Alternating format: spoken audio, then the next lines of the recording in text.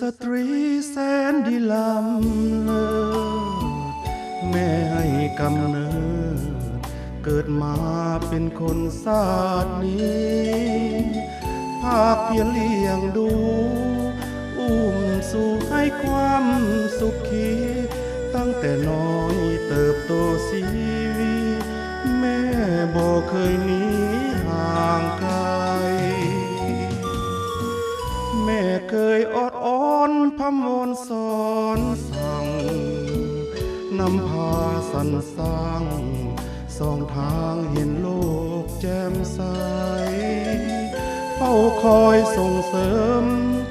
ต่อเติมศึกษาก้าวไกลจบปริญญาสู้สนมาได้แม่ภูมิใจยิ้มด้วยน้ำตาน้ำใจของแม่คือความหักแท้มั่นคงบ่มีแห้งเหือดหายลง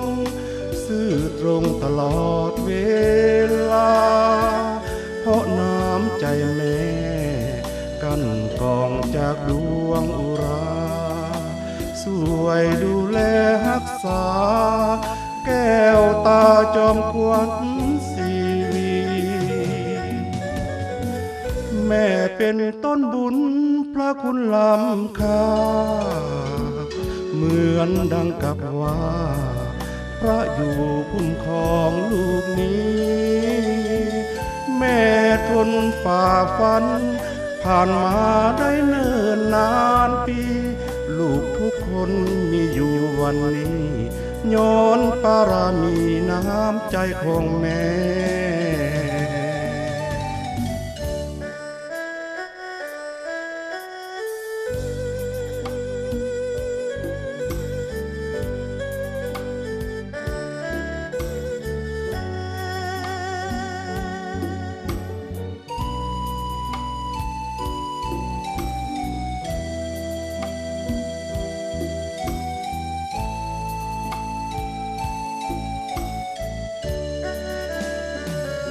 น้ำใจของแม่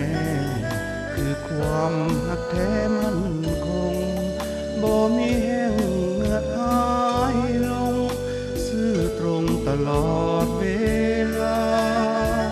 เพราะน้ำใจแม่กันกองจากดวงอุราสวยดูแลรักษาแก้วตาจอมขวัญ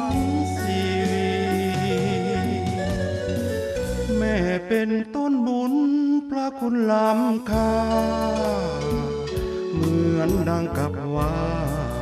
พระอยู่คุ้มครองลูกนี้แม่ทนฝ่าฟันผ่านมา